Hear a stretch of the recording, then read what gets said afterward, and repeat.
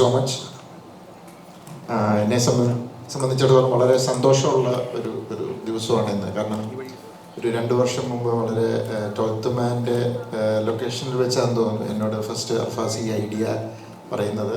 അന്ന് തൊട്ട് അതിൻ്റെ ഒരു ഡെവലപ്പിംഗ് സ്റ്റേജാണ്. ഒരു ഫസ്റ്റ് 1 ലൈൻ അല്ലെങ്കിൽ ഒരു 2 ലൈനിലായിട്ടാണ് ഈ ഒരു ഇതിനെക്കുറിച്ച് പറഞ്ഞത്. അപ്പോൾ തന്നെ ഞാൻ പറഞ്ഞു വർക്ക് ചെയ്യുക എന്ന് പറഞ്ഞു. അത് കഴിഞ്ഞ ശേഷം അതിനകത്തൊരു സ്ക്രീൻ പ്ലേ വർക്ക് ചെയ്തു. അത് കഴിഞ്ഞ് വുമനിലെ ഞാനും ആസിഫും ആദ്യമായിട്ട് ഒന്നിക്കുന്നു. അങ്ങനെ ഒരു ഇതെല്ലാം ഞാൻ പറഞ്ഞു ഇതൊക്കെ ഒരു നിമിത്തമായിട്ട് വരുവാന്ന് തോന്നുന്നു. അപ്പോൾ ഒരു ദിവസം വുമനിൽ നമ്മൾ കാന്തല്ലൂർ ലൊക്കേഷൻ അല്ലേ അവിടെ ഹോട്ടലിൽ ഇരുന്നപ്പോൾ എന്നോട് പറഞ്ഞു ആസിഫ് അത് കേൾക്കാമെന്ന് പറഞ്ഞിട്ടുണ്ട്. Very good. ഞാനിപ്പോഴും ഓർക്കുന്നുണ്ട് ആസിഫ് കഥ കേട്ട് കഴിഞ്ഞിട്ട് എൻ്റെ മുറിയിലേക്ക് ഇങ്ങനെ കയറി വന്നപ്പം വളരെ എക്സൈറ്റഡ് ആയിട്ടാണ് ആസിഫ് പറഞ്ഞു ചേട്ടാ ഞാൻ ആ ഇത് കേട്ടു ഇത് കൊള്ളാം ഭയങ്കര രസമായിട്ടുണ്ടെന്ന് ഇതാണ് കേട്ടോ. അപ്പോൾ തന്നെ ഐ വാസ് വെരി ഹാപ്പി. കാരണം എന്ന് വെച്ച് കഴിഞ്ഞാൽ ഒരു ഫസ്റ്റ് സ്റ്റെപ്പ് അവിടെ സക്സസ്ഫുള്ളായിട്ട് കടന്നു. പിന്നെ അർഫാസിനെ കുറിച്ച് പറയുകയാണെങ്കിൽ ഞാൻ ബോളിവുഡിൽ നിന്ന് പൊക്കിയെടുത്തുകൊണ്ട് പോകുന്ന ആളാണ്. ഞാൻ ബോഡി എന്ന് പറയുന്ന സിനിമ ചെയ്യാനായിട്ട് ചെന്നപ്പം അങ്ങനെ അവിടെ എൻ്റെ കൂടെ അസോസിയേറ്റ് ചെയ്ത് അങ്ങനെ അദ്ദേഹത്തിൻ്റെ ഫാദറെ അതിനു മുമ്പ് എനിക്കറിയാം. പക്ഷെ അന്നേരം എന്നാൽ എൻ്റെ കൂടെ വർക്ക് ചെയ്യുന്ന സമയത്തൊന്നും ഫാദറിൻ്റെ പേര് പുള്ളി ഒരിടത്തും ഫാദറിൻ്റെ പേര് പറയത്തില്ല. അത് കഴിഞ്ഞാൽ തന്നെ ഞാനിത് അറിഞ്ഞത്. അത് കഴിഞ്ഞ് എൻ്റെ കൂടെ ഞാൻ ബോളിവുഡിൽ നിന്ന് നേരെ എടുത്ത് ബോളിവുഡിലേക്ക് കൊണ്ടുവന്നു. പിന്നെ ത്രൂ ഔട്ട് എൻ്റെ കൂടെ ഉണ്ടായിരുന്നു. ഇപ്പോഴും ഈ പറഞ്ഞ പോലെ എൻ്റെ പല പടങ്ങൾക്കും അസോസിയേറ്റ് ചെയ്യുന്നുണ്ട്. അപ്പം അങ്ങനെ അർഫാസിനെ സംബന്ധിച്ചിടത്തോളം അല്ലെങ്കിൽ ഓരോ ഫിലിം മേക്കറിനെ സംബന്ധിച്ചിടത്തോളം വലിയൊരു ഡ്രീം കം ട്രൂ ആണ്. പിന്നെ ഞാൻ ഫിലിം കണ്ടു, വളരെ നന്നായിട്ട് അത് ചെയ്തിട്ടുണ്ട്. It's A very different thriller. ഒരു ടിപ്പിക്കൽ ത്രില്ലറായിട്ട് ഉള്ള ഒരു സിനിമയല്ല. അത് നിങ്ങൾക്ക് തിയേറ്ററിൽ കാണുമ്പോൾ മനസ്സിലാവും. ഡെഫിനറ്റ്ലി എല്ലാവരും ഇത് തിയേറ്ററിൽ തന്നെ വന്ന് കാണണം, എൻജോയ് ചെയ്യണം. ഒരു ഡിഫറെൻറ്റ് എക്സ്പീരിയൻസ് നിങ്ങൾക്ക് തരും. അതുകൊണ്ട് please watch it on theatres. Thank you.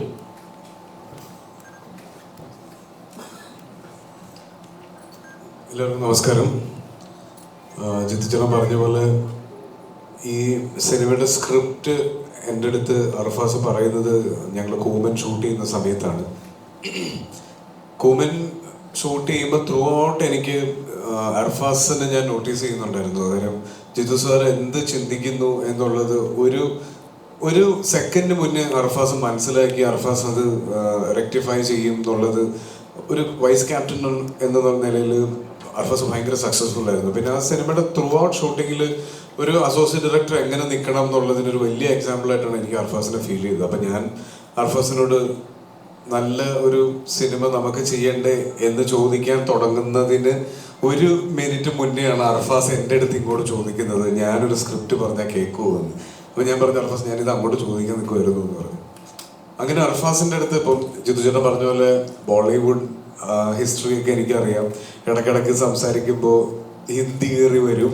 അപ്പം മൊത്തം ലൊക്കേഷനിലൊരു ബോളിവുഡ് ബിൽഡപ്പ് ഉണ്ടായിരുന്നു.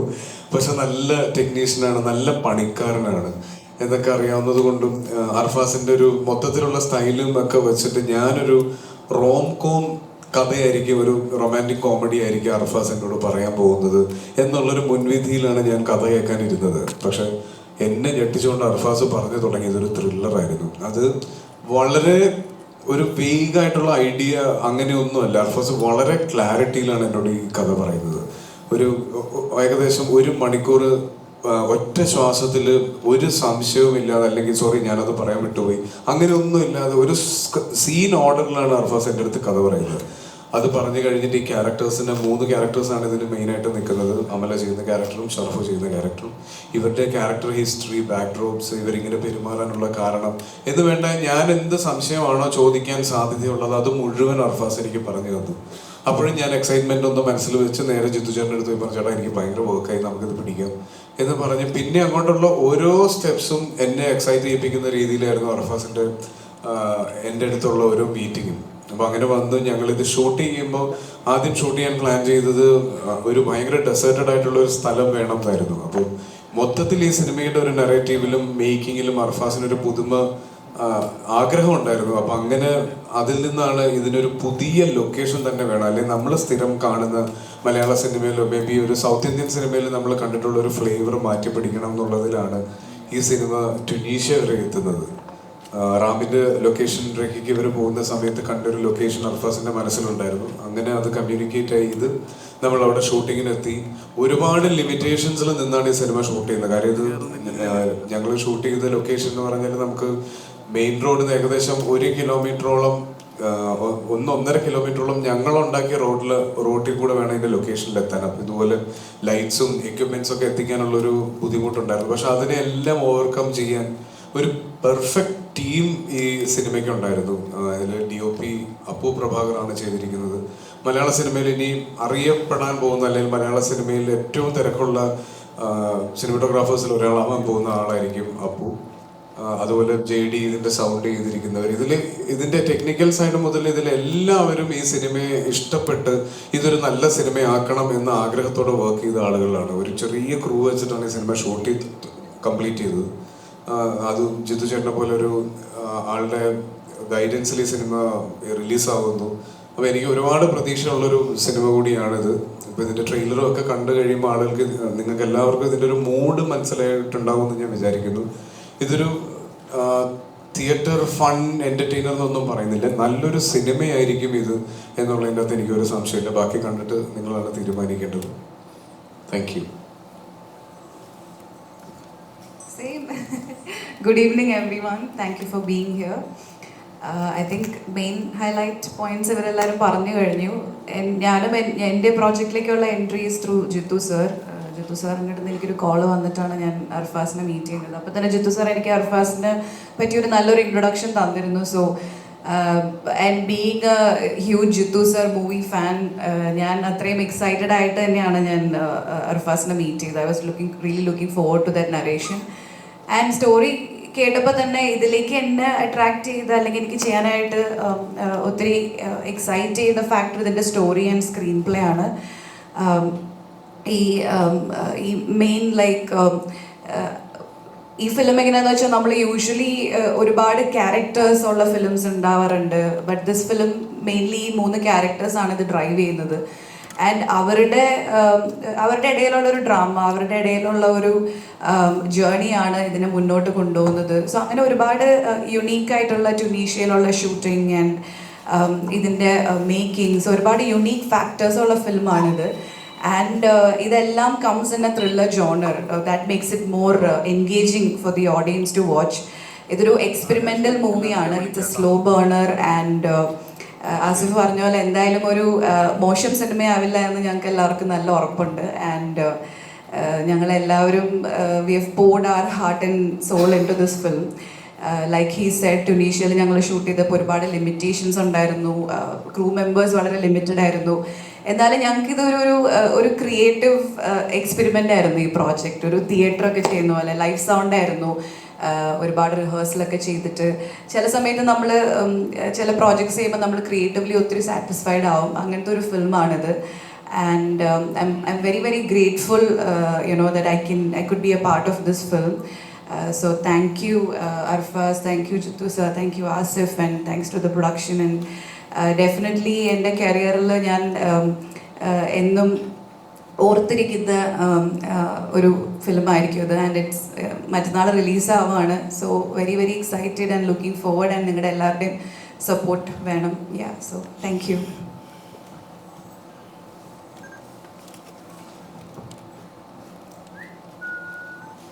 നമസ്കാരം.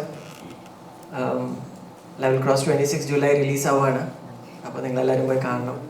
Thank you. നിങ്ങൾക്ക് ചോദിക്കാനുള്ള ക്വസ്റ്റ്യൻസ്? ഇപ്പം ഇതിനു മുമ്പ് വന്ന ഗോൾഡ് ലൈഫ് ആണെങ്കിലും നടക്കുന്ന ഒരു ടെറൈൻ എന്ന് പറയുന്നത് ഒരു ഡെസേർട്ടാണ്. അപ്പോൾ ഒബിയസ്ലി ഒരുപാട് നേരം ഈ ഒരു ഡെസേർട്ട് കണ്ടുകൊണ്ടിരിക്കുമ്പോൾ വ്യൂവേഴ്സിന് ഒപ്റ്റിക്കലി ഒരു ഡിസ്റ്റർബൻസ് ഉണ്ടാവും. ഇപ്പം ഗോൾഡ് ലൈഫിൽ നോക്കിക്കഴിഞ്ഞാൽ പിന്നെ നാട്ടിലെ വെള്ളം അല്ലെങ്കിൽ പുഴയൊക്കെ കാണിച്ച് അത് ബാലൻസ് ചെയ്യുന്നുണ്ട്. അപ്പം ഈ ഒരു സിനിമയിൽ എന്തായിരിക്കും, ഓൾറെഡി ഇപ്പം ഗോൾഡ് ലൈഫിൽ അങ്ങനെ കാണിച്ചത് കൊണ്ട് അത് തന്നെ വീണ്ടും കാണിക്കാൻ ഒക്കത്തില്ല. അപ്പം ഈ ഒരു സിനിമയിൽ എന്തായിരിക്കും ഞാൻ ഒരുപാട് പ്രതീക്ഷിച്ചു. അപ്പം അതിന് ഏറ്റവും ആപ്റ്റായിട്ടുള്ള ഒരു രീതിയിലാണ് ഇപ്പം ഇടുക്കി ആണെന്ന് തോന്നുന്നു, അല്ലെങ്കിൽ തേയിലത്തോട്ടം കാണിച്ചിരിക്കുന്നത്. അത് ബ്രില്യൻ്റ് ആയിട്ടുള്ള ഒരു ഡിസിഷനാണ്. അപ്പം അതിലേക്ക് വന്നെത്തിയത് എന്താണ്, അല്ലെങ്കിൽ എന്ത് തോട്ടാണ് ആ ഒരു ഇതിലേക്ക് വന്നത്? Thank you. ഒന്ന് ഗോഡ് ലൈഫ് വേറെ ജോണറിലുള്ള സിനിമയാണ്, ഒരു സർവൈവൽ ഡ്രാമയാണ്. ഇതൊരു സർവൈവൽ ഡ്രാമ അല്ല. ഇത് വളരെ എൻഗേജിങ് ആയിട്ടുള്ളൊരു ത്രില്ലർ ആണ്. അതിൻ്റെ പ്രിമൈസ് എന്ന് പറയുന്നത് ഒരു ഡെസേർട്ടാണ്, സഹാറ ഡെസേർട്ടിലാണ് നമ്മൾ ഷൂട്ട് ചെയ്തത്. But it's an imaginary world. അതുകൊണ്ട് ആസിഫ് പറഞ്ഞ പോലെ ഇമാജിനറി ആയതുകൊണ്ട് തന്നെ ഇത് നമ്മൾ നേരത്തെ കണ്ടിട്ടുള്ളതല്ലാതെ ഒരു ലൊക്കേഷൻ വേണം എന്നുള്ളൊരു ചിന്തയിൽ നിന്നാണ് ട്യൂണീഷ്യ എന്ന് പറയുന്ന ലൊക്കേഷൻ വരുന്നത്. Major part of the film happens in Tunisia. പക്ഷേ അത് എനിക്ക് തോന്നുന്നത് അത് അങ്ങനെ ഈ മൊണോട്ടണസ് ഫീൽ ചെയ്യാതെ ആ വിഷ്വൽ ഭയങ്കരമായിട്ട് എൻഗേജ് ചെയ്യത്തക്ക രീതിയിലുള്ള വിഷ്വൽസ് ആണ്. അപ്പു പ്രഭാകർ ആസി പറഞ്ഞ പോലെ he's done a great job. മാത്രമല്ല ഒത്തിരി നല്ല ടെക്നീഷ്യൻസ് സിനിമയിലുണ്ടായിരുന്നു. വിശാൽ ചന്ദ്രശേഖറാണ് മ്യൂസിക്, സൗണ്ട് ഡിസൈൻ ചെയ്തിരിക്കുന്നത് JD ആണ്, റോണെക്സ് ആണ് മേക്കപ്പ് ചെയ്തിരിക്കുന്നത്, ദീപു ജോസഫ് ആണ് എഡിറ്റർ, ലിൻഡ ജീത്തു ആണ് കോസ്റ്റ്യൂം ഡിസൈനർ, പ്രേം നവാസ് ആണ് art direction. So every department was handled by experts, the best we could find. അപ്പോൾ ആ ക്വാളിറ്റി ഐ ഫീൽ അത് സിനിമയിലും ഉണ്ടാവും എന്ന് പ്രതീക്ഷിക്കുന്നു.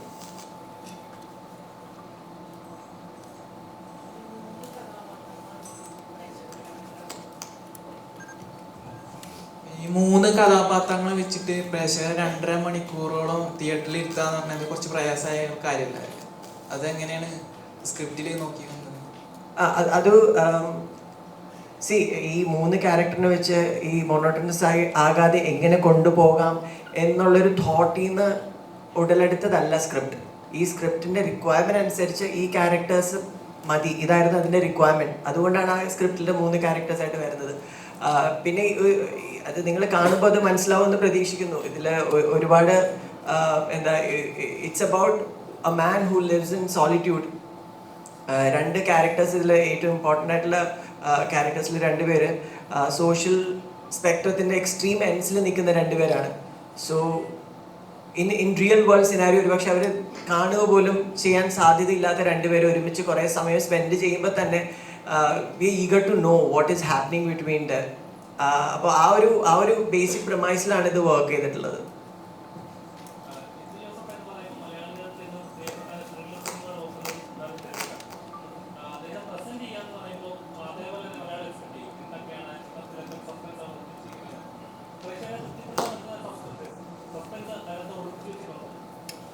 നിങ്ങൾ കണ്ടിട്ട് പറയാ. ജീതു സാറിൻ്റെ പേര് അസോസിയേറ്റഡ് ആകുമ്പോൾ ഒബ്വിയസ്ലി അതിലൊരു എക്സ്പെക്ടേഷൻ ഉണ്ട്. അതുകൊണ്ട് തന്നെ it will help to attract the audience. At the same time അതൊരു റെസ്പോൺസിബിലിറ്റി കൂടെയാണ്. സാറിൻ്റെ പേര് മോശമാക്കാണ്ട് നമ്മൾ സിനിമ ചെയ്യണമല്ലോ. So I feel we as a team have done justice to it. ബാക്കി നിങ്ങൾ കണ്ടിട്ട് തീരുമാനിക്കുക. ഞാനൊരു മിനിറ്റ് പറഞ്ഞു. ബേസിക്കലി 1-2 കാര്യങ്ങൾ നമ്മളിപ്പോൾ ഇവിടെ പറയുന്നത് വിഷ്വൽ, ഒരു ലൊക്കേഷൻ. സിനിമയ്ക്ക് അങ്ങനെ പ്രത്യേകിച്ച് റൂൾസും ഒന്നുമില്ല. നമ്മൾ എൻഗേജിങ് ആയിരിക്കുക എന്നുള്ളത്. 2 പേരേ ഉള്ളൊരു ആ 2 പേര് അത് വെൽ സ്ക്രിപ്റ്റഡ് ആണ്, വെൽ പെർഫോംഡ് ആണെങ്കിൽ ആ സിനിമ നിൽക്കും. എൻ്റർടൈൻ ചെയ്യുക എന്നുള്ളതാണ്.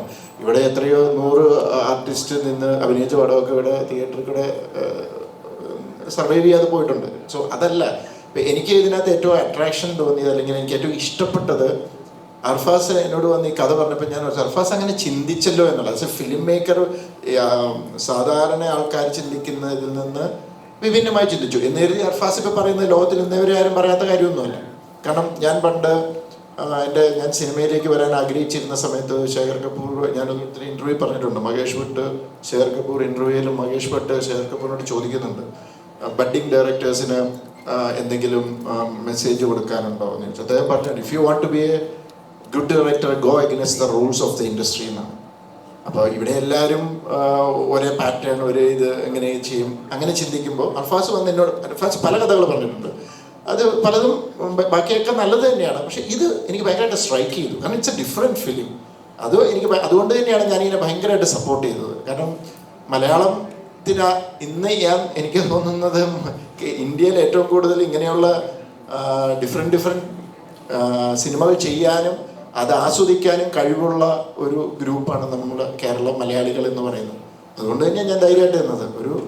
And it's A very interesting film. അത് നിങ്ങൾ സിനിമ കാണുമ്പോൾ നിങ്ങൾക്കത് മനസ്സിലാവും. അപ്പോൾ അതിനകത്ത് വിഷ്വലും മാത്രമല്ല, അദ്ദേഹത്തിൻ്റെ സ്ക്രിപ്റ്റിംഗ് ഉണ്ട്, എഴുത്തുണ്ട്, ഇവരുടെ പെർഫോമൻസ് ഉണ്ട്. അതിലാണ് ആ സിനിമ നിൽക്കുന്നത്. അപ്പോൾ ഓഫ് കോഴ്സ് ഫോട്ടോഗ്രാഫി ഉണ്ട്, ബാക്കി എല്ലാ ഘടകങ്ങളും ഉണ്ട്. അപ്പം അത് നിങ്ങൾക്ക് സിനിമ കാണുമ്പോൾ മനസ്സിലാവും.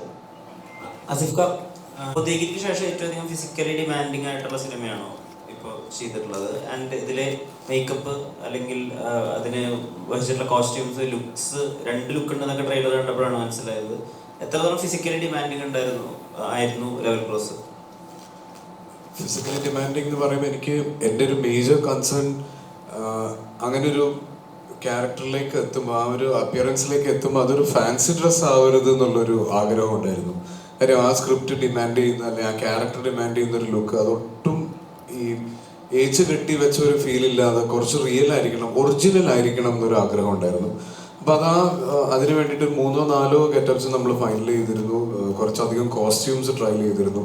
അപ്പോൾ ആ ഗെറ്റപ്പിലാണ് നമ്മൾ ഈ പറയുന്ന രീതിയിലേക്ക് ക്യാരക്ടർ നറേഷനിലേക്ക് മീറ്റ് ചെയ്യുന്ന ഏറ്റവും അടുത്തുള്ളൊരു ഗെറ്റപ്പായിട്ട് തോന്നിയതായിരുന്നു.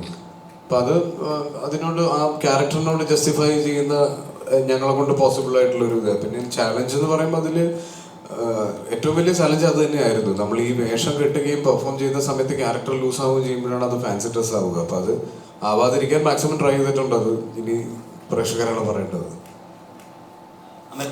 ഇപ്പോൾ ഓരോ സമയത്തും മലയാളത്തിൽ ഓരോ സിനിമ ചെയ്യാൻ വേണ്ടിയിട്ട് അമലപ്പോളിന് ഒരു കാരണങ്ങളുണ്ടായിരുന്നു. ഉദാഹരണത്തിന് ഒരു ഇന്ത്യൻ പ്രണയകഥ ചെയ്യുന്ന സമയത്ത് ഇതിൽ ഇന്നസെന്റ് ഉണ്ടോ എന്നുള്ളതാണ് സത്യത്തിൽ കണ്ണോട് ചോദിക്കുന്നത്. അതുപോലെ ലാലേട്ടൻ്റെ കൂടെയുള്ള സിനിമകൾ ചെയ്യുമ്പോൾ അദ്ദേഹത്തിനോടൊപ്പം ചെയ്യാം, അല്ലെങ്കിൽ ജോഷി സാറിന്റെ ഡയറക്ഷനിൽ അഭിനയിക്കാം. ലെവൽ ക്രോസിന്റെ ഏറ്റവും വലിയ അങ്ങനത്തെ ഒരു കഥയല്ലാതെ ഇഷ്ടപ്പെടുത്തിയത് എന്താണ്? സത്യേട്ടനോട് ഞാൻ ഒരു ഇന്ത്യൻ പ്രണയകഥയിൽ ഇന്നസെന്റ് ഏട്ടൻ ഉണ്ടോ എന്ന് ചോദിക്കാൻ കാരണം എന്നാലേ ഞാൻ സിനിമ ചെയ്യുള്ളൂ എന്നുള്ളതല്ല. ഞാൻ ഇന്നസെന്റ് ഏട്ടൻ്റെ ഭയങ്കര വലിയ ഫാനാണ്.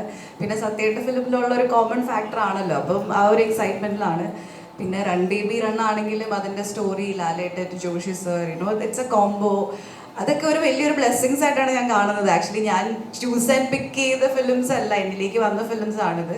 അതുപോലെ തന്നെ ഈ പ്രോജക്റ്റ് വന്നപ്പോഴും ഞാൻ പറഞ്ഞല്ലോ, ജിത്തു സാർ വിളിക്കുന്നു എന്നെ. പിന്നെ ഞാൻ സ്റ്റോറി കേട്ടു.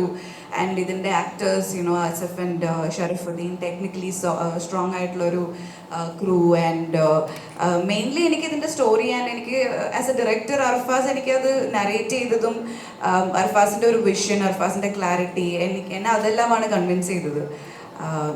So overall it was a good project to be a part of എന്ന് തോന്നി. എനിക്കൊരു നല്ലൊരു ഇൻറ്റ്യൂഷൻ ഉണ്ടായിരുന്നു, ഒരു കൺവിക്ഷൻ ഉണ്ടായിരുന്നു, ഇത് എന്തായാലും വർക്ക്ഔട്ട് ആവും. ബിക്കോസ് എല്ലാ ഡിപ്പാർട്ട്മെന്റ്സിലും ഇത് അത്രയും തന്നെ ഈ പടം അർഫാസ് എങ്ങനെയാണോ കാണുന്നത് അതേ വിഷൻ തന്നെയുള്ള ആക്ടേഴ്സും ടെക്നീഷ്യൻസും തന്നെയാണ് ഇതിൻ്റെ കൂടെ ഉള്ളത്. സോ അത് നന്നായിട്ട് വരും എന്നുള്ളൊരു കോൺഫിഡൻസ് ഉണ്ടായിരുന്നു.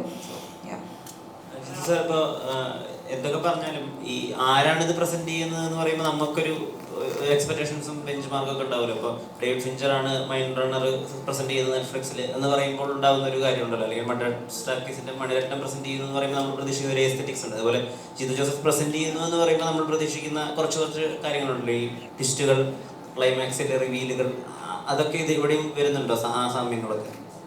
നിങ്ങളോട് എനിക്കൊരു റിക്വസ്റ്റ് ഉണ്ട്, എങ്ങനെയെങ്കിലും ബെഞ്ച് മാർക്ക് ഒന്ന് ഒഴിവാക്കി തരാമോ?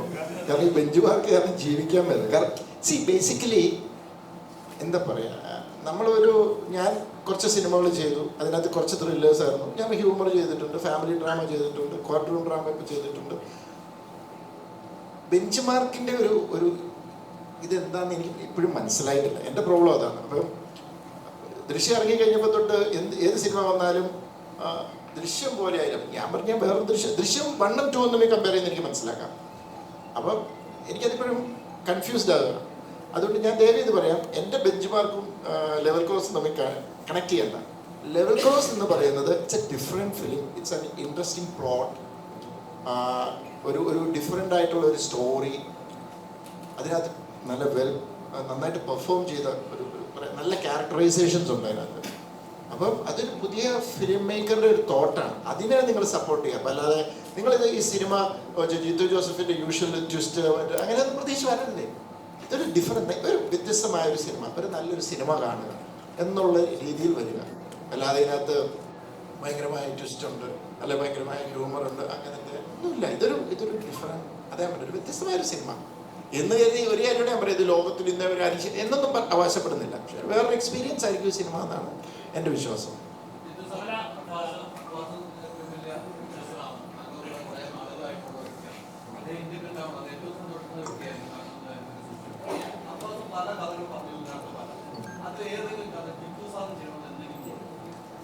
അർഫാസ് പറയും ചെയ്ത് ആഗ്രഹിച്ച് പറഞ്ഞാൽ ഞാൻ കയറി ചെയ്യാവോ? അല്ല പറഞ്ഞ് എനിക്ക് അർഫാസ് ഒരു നല്ലൊരു തോട്ട് ഒരിക്കൽ എന്നോട് പറഞ്ഞു. പാവം കഷ്ടപ്പെട്ട് അതൊരു വർക്ക് ചെയ്തുകൊണ്ട് വന്നത് അത് അർഫാസിന് വേണ്ടി തന്നെ. എനിക്കും ഇഷ്ടപ്പെട്ട ഒരു ഹ്യൂമർ ട്രാക്കിലുള്ളൊരു സിനിമയാണ്, ഒരു ഇൻട്രസ്റ്റിംഗ് വേർഡ്. അത് പകുതി വർക്ക് ചെയ്തപ്പോഴത്തേക്ക് അതേ കഥയിൽ വേറൊരു സിനിമ വന്നു മലയാളത്തിൽ. അപ്പോൾ നമുക്ക് എന്ത് ചെയ്യാൻ പറ്റും? വർക്ക് ചെയ്തുകൊണ്ടിരിക്കുകയായിരുന്നു. അപ്പോഴൊരു ദിവസം വിളിച്ചു വന്നു ഇങ്ങനെ പറഞ്ഞു, സാറേ ആ സിനിമ ഉണ്ടോ, അത് ഇത് തന്നെയാന്ന് പറഞ്ഞു. പിന്നെയും എന്നോട് ഓരോ തോട്ടുകൾ പറഞ്ഞു. അതൊക്കെ കുറച്ച് ഐഡിയാസ് ഇങ്ങനെ പറഞ്ഞു. അപ്പോൾ ഇങ്ങനെ ചിലത് പറയുമ്പോൾ ചില ഐഡിയാസ് നമ്മൾ സ്ക്രീൻ പ്ലേ ചെയ്ത് വർക്ക് ചെയ്ത് വരുമ്പോൾ അത് ഭയങ്കരമായിട്ടും അത് നന്നായി വരാം. ചിലത് അത്രയും നന്നായി വന്നെന്ന് വരില്ല, ചിലപ്പോൾ ഡ്രോപ്പ് ചെയ്യേണ്ടി വരും. അങ്ങനെ പലത് പറഞ്ഞ കൂട്ടത്തിൽ എന്നോട് ഇത് പറഞ്ഞപ്പം ഞാൻ പെട്ടെന്ന് ഞാൻ ചോദിച്ചു, കുറച്ചുകൂടി ഒന്ന് ഡീറ്റെയിൽ ആയിട്ടൊന്ന് നോക്കിയിട്ട് എന്നോട് പറയാമെന്ന് ചോദിച്ചു. അപ്പോൾ ഞാൻ പറഞ്ഞു, അൽഫാസ് ഇത് ഭയങ്കര ഇൻട്രസ്റ്റിംഗ് ആണ്. ആസ് എ ഫിലിം മേക്കർ നിങ്ങൾക്കത് ഭയങ്കര ഒരു break through, you are something different എന്നുള്ളൊരു ഫീല് എനിക്ക് തോന്നി. അത് ചിലപ്പോൾ ഓഡിയൻസിന് കിട്ടുമായിരിക്കും എന്നെനിക്ക് തോന്നി. അത് അല്ലാതെ പിന്നെ അർഫാസ് കൊണ്ടുവരുന്ന ഒരു കഥ ഇഷ്ടപ്പെട്ടാലും ഞാൻ എനിക്ക് ഇഷ്ടപ്പെട്ട ആഗ്രഹം തോന്നിയാൽ ഞാൻ മിണ്ടായിരിക്കത്തേ ഉള്ളൂ. കാരണം അത് അർഫാസ് ചെയ്യട്ടെ. ഞാൻ എന്തേ വരാത്തെന്ന് ഓർത്തുകൊണ്ടിരിക്കുകയായിരുന്നു.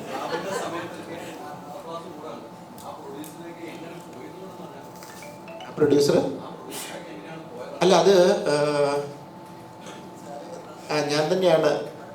ഞാൻ പറഞ്ഞു, ഏത് സമയത്തായിരുന്നു ഞാനത് മറന്നുപോയി. ദൃശ്യം 2 തെലുങ്ക് ചെയ്തുകൊണ്ടിരിക്കുന്ന സമയത്താണ് ഞാൻ വിളിച്ച് പറയുന്നത്. അപ്പം അന്നത്തെ നമ്മൾ ആസിഫായിട്ടൊക്കെ സംസാരിച്ചു അല്ലേ? ഇല്ല, അതിന് മുമ്പാണ്. അപ്പം ഞങ്ങൾ ആദ്യം പ്രൊഡ്യൂസറോടാണ് സംസാരിച്ചത്. അത് മറന്നുപോയി. ഞാനാണ് രമേശ് സാറിനോട് പറഞ്ഞത്. അപ്പം അദ്ദേഹത്തിനും കഥ ഇഷ്ടപ്പെട്ടു. അദ്ദേഹം അങ്ങനെയാണത് ഏറ്റെടുക്കാൻ തയ്യാറായത്.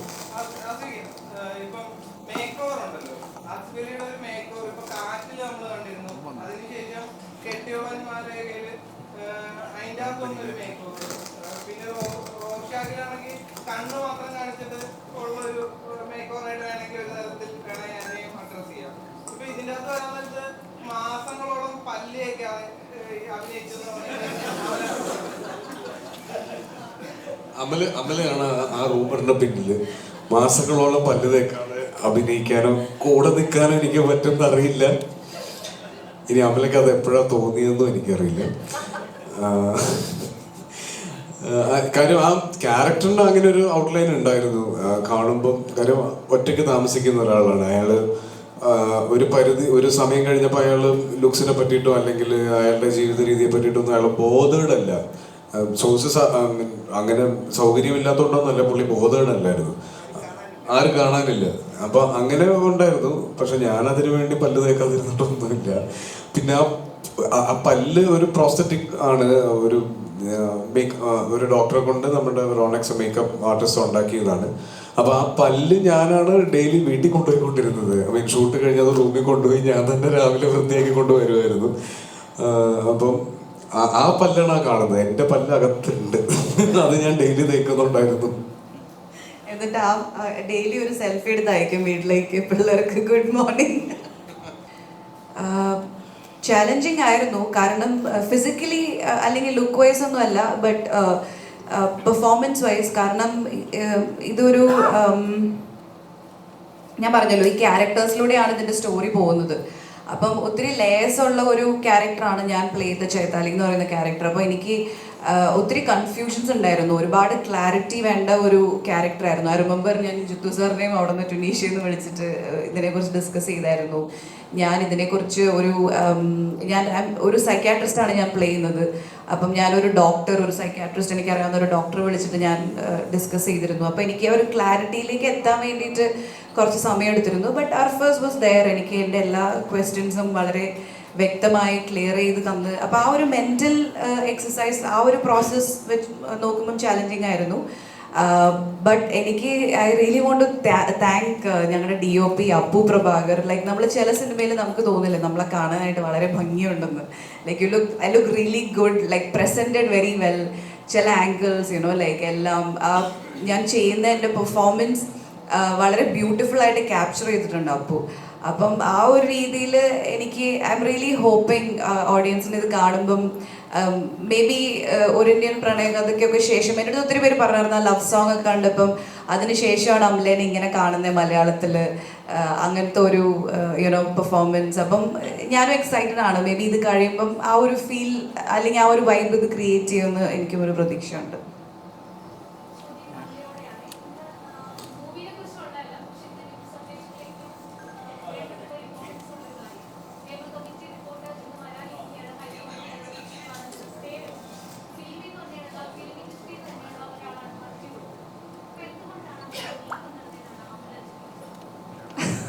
എനിക്ക് ഒരു ഐഡിയ ഇല്ലാത്ത കാര്യമാണത്, സോറി.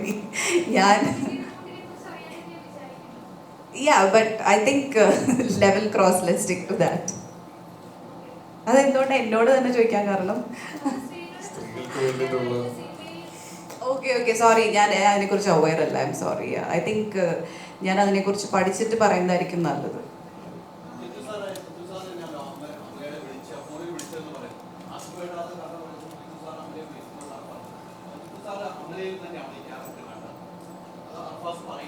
അല്ല, ഞങ്ങൾ ഇതിനെക്കുറിച്ച് ഡിസ്കസ് ചെയ്തപ്പം നമുക്ക് ഒരു കുറച്ചൊരു ഇപ്പം മലയാളത്തിൽ എനിക്ക് തോന്നുന്ന സമയത്ത് കുറച്ചൊരു ഗ്യാപ്പ് ഉണ്ടായിരുന്നു. ഒരു ഫ്രഷ് മീൻസ് ഒരു സ്ഥിരം ചെയ്തുകൊണ്ടിരിക്കുന്ന ഒരാൾ പാടില്ല, പിന്നെ ന്യൂ ഫേസ് വേണം, ഇങ്ങനെ ഒരു ഡിസ്കഷൻ നടന്നപ്പം എനിക്ക് തോന്നുന്നു ആരോ ഒരാൾ നമുക്ക് പെട്ടെന്ന് ഈ കാസ്റ്റിങ്ങിൻ്റെ സമയത്ത് ചിലപ്പോൾ പല ഫേസസും ഓർക്കത്തില്ല. അങ്ങനെ ഇരുന്നപ്പോൾ ആരോ ഒരാൾ അവിടെ ഇരുന്ന് അമലപ്പോൾ എന്ന് പറയുമ്പോൾ പെട്ടെന്ന് എല്ലാവരും പറഞ്ഞു ഷീസ് ഗുഡ്, കറക്റ്റ്, ഇതിനകത്ത് മാച്ച് ചെയ്യുന്നുണ്ട് ഈ ക്യാരക്ടർ എന്ന് പറഞ്ഞാൽ ഇതൊരു ഗ്രൂപ്പ് ഡിസ്കഷനിൽ നിന്ന് പെട്ടെന്ന് പേര് പോപ്പപ്പ് ചെയ്ത് വന്നപ്പോൾ ഞങ്ങളങ്ങ് എടുത്ത ഡിസിഷനാണ്. അപ്പോൾ തന്നെ ഞാൻ പറഞ്ഞു എനിക്ക് അമലേനെ അറിയാം, ഞാൻ വിളിക്കാൻ, ഞാൻ സംസാരിക്കാമെന്ന് പറഞ്ഞ് ഞാൻ ഇമ്മീഡിയറ്റ് വിളിക്കുകയായിരുന്നു.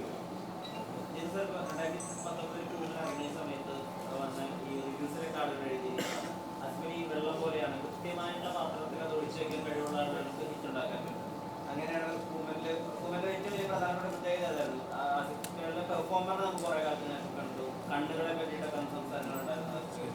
അപ്പൊ ഞാൻ ചോദിക്കുമ്പോൾ ഓരോ പടം കഴിയുമ്പോഴും സർവ്വ ഓരോ ആക്ടേഴ്സ് ഇന്നെ ഏറ്റവും അത്ഭുതപ്പെട്ട് നടന്നാണ് എന്ന് പറയുമ്പോൾ ഡയറക്ടറിനെ പറ്റി പറയുമ്പോൾ അല്ലെങ്കിൽ കമൽഹാസൻ സാർ ഒരു ഇൻസ്റ്റിറ്റ്യൂഷൻ പോലെയാണെന്ന് പറയും. രാജുവേട്ടനെ പറ്റി എല്ലാ മേഖലയെ പറ്റി ധാരണയുള്ള ഒരാൾ എന്നുള്ളതാണ്. അതിനോട് ഒരു പടത്തിൽ ത്രോട്ട് നോക്കി മറ്റൊരു പടം പ്രൊഡ്യൂസറായി നോക്കുകയും ചെയ്യുന്നല്ലോ, അദ്ദേഹത്തെ പറ്റി എന്താ പറയുക? Is A daring actor. അതായത് വേറെ പലരും ചെയ്യാൻ മടിക്കുന്നത് ചെയ്യാൻ തയ്യാറാകുന്ന ഒരു ആക്ടറാണ്. ഞാനത് പറയാം, ഞാനിന്നിപ്പം ബോളിവുഡിലും ഒക്കെ ഞാൻ പോയി പല സബ്ജക്റ്റ് ഡിസ്കഷനും കാര്യങ്ങളും പ്രൊജക്റ്റുകളും ഉണ്ട്. Majority of the actors are insecure. അങ്ങനെയാണോ ക്യാരക്ടർ, ഇങ്ങനെയാണോ ക്യാരക്ടർ, അങ്ങനെയാണ് ഇത്, അങ്ങനെ ഒരു പ്രശ്നം ആസിഫിനില്ല. ചേട്ടാ എനിക്ക് എന്തെങ്കിലും ചെയ്യാനുണ്ടോ, അതെന്തായാലും ക്യാരക്ടർ എന്തായാലും. അതാണ് ആസിഫിൻ്റെ പ്രത്യേകത. And basically is A talented actor, അതുകൊണ്ടാണല്ലോ ഇൻഡസ്ട്രിയിൽ ഇപ്പോഴും നിൽക്കുന്നത്. പക്ഷെ അതിനേക്കാളും ഈസ് എ ഡെയറിങ് ആക്ടർ.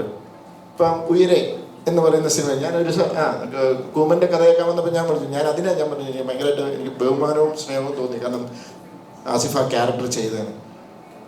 ഇപ്പോഴും ഇവിടുത്തെ ഒരു പ്രശ്നം, പല ആക്ട്രസസും ആക്ടേഴ്സിനോടും നമ്മൾ കഥ പറയുമ്പോൾ അയ്യോ എൻ്റെ ക്യാരക്ടറിന് നെഗറ്റീവ് ഷെയ്ഡ് ഉണ്ടാകും. ഞാൻ 12th മാൻ ചെയ്തപ്പോൾ ഫിദ എന്ന് പറയുന്ന ക്യാരക്ടർ ചെയ്യാനായിട്ട് കുറേ ആക്ട്രസുമായിട്ട് ഡിസ്കസ് ചെയ്തപ്പോഴൊക്കെ എല്ലാവരും മാറുക പേടിച്ച്. എന്തിനാ ഇങ്ങനെ ഇമേജ് കോൺഷ്യസ് ആകുന്നത്?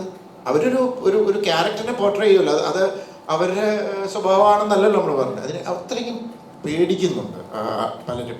അങ്ങനെ എല്ലാവരും ഞാൻ പറയുന്നില്ല, പലരും.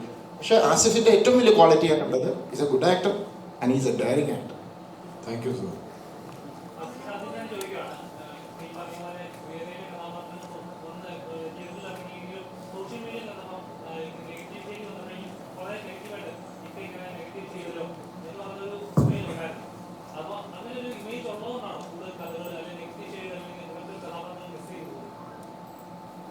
ക്യാരക്ടേഴ്സ് മിസ് ചെയ്ത് പോകുന്നതോ? എനിക്കങ്ങനെ മിസ് ചെയ്ത് പോയി എന്ന് തോന്നുന്നത് ഇല്ല. അങ്ങനെ ക്യാരക്ടേഴ്സ് മിസ്സായിട്ടില്ല എനിക്ക്. പക്ഷെ അങ്ങനെ നെഗറ്റീവ് ഞാൻ ഇതിന് മറുപടി നേരത്തെ പറഞ്ഞിട്ടുണ്ട്. അങ്ങനെ ചെയ്യുമ്പോൾ നമുക്ക് കിട്ടുന്ന ക്യാരക്ടേഴ്സിൻ്റെ ഒരു പ്രഡിക്റ്റബിൾ സ്വഭാവം ഉണ്ടാവില്ല. നമ്മൾ എങ്ങനെ വേണമെങ്കിലും തിരിയാമെന്ന് ഓടിയെന്ന് തോന്നാം, അല്ലെങ്കിൽ ഒരു ഹീറോ ഇമേജ് ഉണ്ടെന്നോ ഒരു പോസിറ്റീവ് എൻഡിങ് ആയിരിക്കും എന്നുള്ളൊരു പ്രഡിക്ഷൻ ഇല്ലാതെ ഫ്രീഡം കിട്ടും ആ ക്യാരക്ടേഴ്സിന്. അതാണ് എൻ്റെ ഏറ്റവും വലിയൊരു ക്യാച്ച് അങ്ങനെ ചെയ്യുന്നത്. ക്യാരക്ടേഴ്സിന് മാത്രമല്ല, ഫിലിം മേക്കേഴ്സിനാണ് ഫ്രീഡം കിട്ടുന്നത്. നമ്മളൊരു ചില ക്യാരക്ടേഴ്സ് ആർട്ടിസ്റ്റ് വരുമ്പോൾ ഹ്യൂമർ ചെയ്യാനായിട്ട് വരും, അത് ചെയ്യും. അപ്പോൾ നമ്മൾ ഷാജോണെയും ഇവരെയൊക്കെ എടുത്ത് വില്ലൻ വേഷമൊക്കെ ചെയ്ത് ഞാനിപ്പോഴും ആഗ്രഹിക്കുന്ന അതാണ്, ഹീറോ ചെയ്തിരിക്കുന്നവർ നെഗറ്റീവ് ചെയ്യണം, നെഗറ്റീവ് ചെയ്യുന്നവർ ഹീറോ അങ്ങനെയൊക്കെ. അപ്പോൾ എന്നറിയോ, ഒരു ഫിലിം മേക്കറിന്, ഒരു റൈറ്റർക്ക് ഒരു സ്ക്രിപ്റ്റ് എഴുതി ഇങ്ങനെ കൊണ്ടുപോകുമ്പോൾ എങ്ങോട്ട് വേണേലും ആ കഥയെ ട്വിസ്റ്റ് ചെയ്ത് കൊണ്ടുപോകാൻ പറ്റും. അപ്പം ഞാൻ പറഞ്ഞ അത് ആസിഫിനെ പോലെ എല്ലാ ആക്ടേഴ്സും ചിന്തിച്ചു തുടങ്ങണം. പ്രത്യേകിച്ചും അതിന് ഏറ്റവും നല്ല സ്കോപ്പുള്ള ഒരു സ്ഥലത്താണ് നമ്മൾ ജീവിക്കുന്നത്, മലയാളം. കാരണം അത് മനസ്സിലാക്കാൻ അത്രയും ബുദ്ധിയും അതിനുള്ള പ്രാപ്തിയുള്ളൊരു ഓഡിയൻസ് ഉള്ള കാര്യത്തിൽ ഞാൻ തന്നെ നമ്മൾ ഫിലിം ഇൻഡസ്ട്രി ഭയങ്കര ബ്ലെസ്ഡ് ആണ്. അപ്പം ശരിക്കും അത് ഏറ്റവും കൂടുതൽ ബെനിഫിറ്റ് കിട്ടുന്നത് ഞങ്ങൾ ഫിലിം മേക്കേഴ്സിനാണ്, ഇങ്ങനെ ആക്ടേഴ്സ് ചിന്തിച്ച് സപ്പോർട്ട് ചെയ്യാൻ. ഒരു ഫംഗ്ഷൻ, അതായത് സിനിമയെ ബന്ധപ്പെട്ട ഒരു ഫംഗ്ഷന് പോയപ്പോൾ അമല ധരിച്ച വസ്ത്രത്തിനെതിരെ, അതായത് വസ്ത്രം മുംബൈ ഡാൻസ് ബാർ അല്ലാന്ന് പറഞ്ഞ കാസ് ഒരു പ്രസ്താവന നടത്തിയിരുന്നു. അപ്പോൾ അതിനോട് എന്താണ് പ്രതികരിക്കുന്നത്? അതായത് വസ്ത്രധാരണ രീതി മുംബൈ ഡാൻസ് ബാർ അല്ല, ഒരു ക്രിസ്ത്യൻ കോളേജിൽ ഒരു പരിപാടിക്കാണ് വന്നതെന്നുള്ള രീതിയിൽ. അപ്പോൾ അതിനോട് എന്താണ് പ്രതികരണം എന്നറിയാൻ ആഗ്രഹമുണ്ടായിരുന്നു. പ്രത്യേകിച്ച് പ്രതികരണമൊന്നുമില്ല. I wore what I like. And ഞാൻ ഇട്ട ഡ്രസ്സിന് എന്തെങ്കിലും കുഴപ്പമുണ്ടെന്നോ അത് ഇൻഅപ്രോപ്രിയേറ്റ് ആണെന്നോ ഞാൻ കരുതുന്നില്ല. മേ ബി അത് ക്യാമറയിൽ കാണിച്ച വിധം ഇൻഅപ്രോപ്രിയേറ്റ് ആയിരുന്നിരിക്കാം, ബിക്കോസ് അവിടെ ഉണ്ടായിരുന്ന സ്റ്റുഡൻസിനോ അല്ലെങ്കിൽ I don't feel I wore a wrong dress. But അത് എങ്ങനെയാണോ പോർട്രേ ചെയ്തതെന്നുള്ളത് അത് എൻ്റെ കൺട്രോളിലല്ലല്ലോ. അപ്പോൾ അതിൽ ഐ തിങ്ക് എനിക്ക് I don't have any role to play. അപ്പം അത് ഞാൻ ഇട്ടിടുന്ന ഡ്രസ്സ് എങ്ങനെ ഷൂട്ട് ചെയ്യണം, എങ്ങനെ കാണണം എന്നുള്ളത് it's not in my control. I think that was inappropriate. But ഞാൻ ഇട്ട dress I don't feel there's anything wrong in that. And കോളേജിൽ പോകുമ്പോൾ that's the message I wanted to give, to be yourself. And I like what I wore. I wore what I like. So അത്രേ ഉള്ളൂ.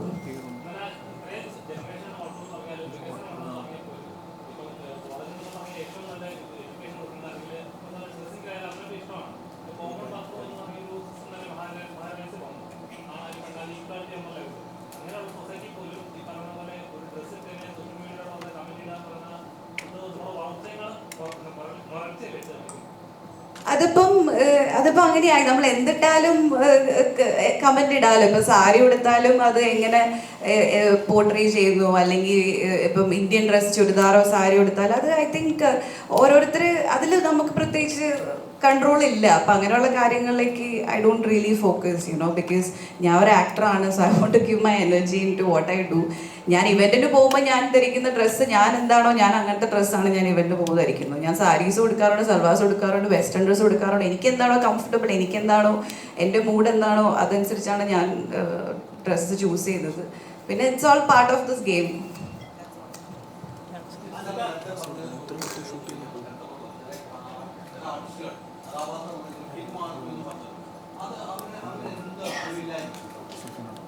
അത് basically അവർ image conscious ആയതുകൊണ്ടാണ്. അതുപോലെ തന്നെ ഈ ചില എനിക്ക് തോന്നുന്നു കൂടുതലും ആക്ട്രസസ് ആണെന്ന് തോന്നുന്നു, ഞാനിങ്ങനെ ചിരിക്കുകയോ അല്ലെങ്കിൽ എൻ്റെ മുഖം ഇങ്ങനെ ആയിപ്പോവോ. ശരിക്കും അങ്ങനെയൊക്കെ പോയി കഴിഞ്ഞാൽ നമ്മൾ ഒത്തിരി നമ്മളെ തന്നെ കൺട്രോൾ ചെയ്യുന്ന പോലെയാവും. അപ്പോൾ ഇമേജ് കോൺഷ്യസ് ആണ് ഇതെല്ലാം. ഇപ്പോൾ ഈ പറഞ്ഞ പോലെ കുറച്ച് പേര് എഴുതുമായിരിക്കും നെഗറ്റീവ് ക്യാരക്ടർ ചെയ്തല്ലോ അങ്ങനെ. പക്ഷേ ഇപ്പോൾ ഉയരയിൽ അങ്ങനത്തെ ഒരു ക്യാരക്ടർ ചെയ്തു, അത് കഴിഞ്ഞ് ആസിഫിന് എന്തെങ്കിലും സംഭവിച്ചോ? ആസിഫ് മുകളിലേക്ക് ഞാൻ ഗ്രാഫ് വളരുക ചെയ്തത് ആസ് ആൻ ആക്ടർ. അത് മനസ്സിലാക്കി കുറച്ച് പേര് അവിടെ ഇവിടെയൊക്കെ എല്ലാ സൊസൈറ്റിയിലും എല്ലാ കാര്യത്തിനും കുറച്ച് വേറെ രീതിയിൽ ചിന്തിക്കാൻ ആൾക്കാരുണ്ട്. ഇപ്പോൾ ഈ പറഞ്ഞ ഡ്രസ്സിൻ്റെ കാര്യം സൊസൈറ്റി ഇമ്പ്രൂവ് ചെയ്യുന്നുണ്ട്. സോഷ്യൽ മീഡിയ ഉള്ളതുകൊണ്ട് ചിലപ്പോൾ ഒരു 10 പേര് അവിടെ ഇവിടെ ഇരുന്ന് എഴുതുമായിരിക്കും. അതിൻ്റെ അർത്ഥം സൊസൈറ്റി താഴേക്ക് പോകാന്നല്ല, സൊസൈറ്റി ഇമ്പ്രൂവ് ചെയ്ത് തന്നെ പോകുന്നത്.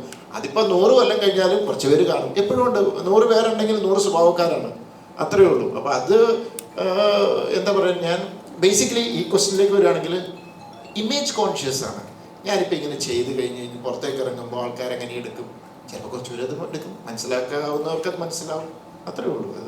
അത് നോക്കരുത്. ആ ഇമേജ് കോൺഷ്യസ് ആകാതെ ആർട്ടിസ്റ്റ് വന്ന് നല്ല രീതിയിൽ പെർഫോം ചെയ്യുന്ന ഒരു ഇത് ആയി വരുന്നുണ്ട്. ഇപ്പം എനിക്ക് വേണേൽ കുറേ പുതിയ ജനറേഷൻ വരുന്ന പിള്ളേരൊക്കെ കുറച്ച് തയ്യാറാവുന്നുണ്ട്. പക്ഷെ ചിലർക്കൊരു ഇപ്പോഴും ഒരു മടിയുണ്ട്. മാറ്റിയാൽ അവർക്കും നല്ലത്. ആ കാര്യം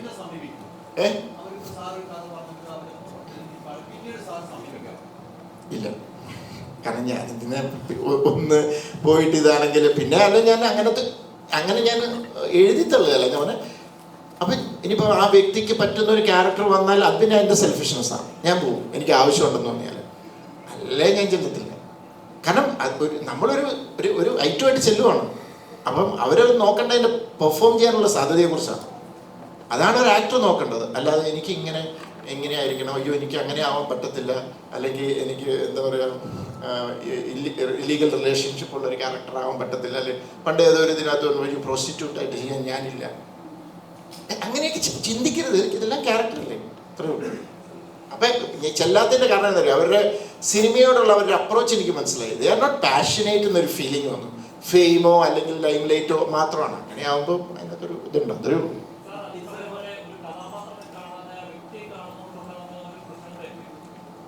അപ്പം എനിക്ക് അവരുടെ പ്രശ്നത്തെക്കുറിച്ച് എനിക്ക് ഒത്തിരി പറയാൻ പറ്റത്തില്ല.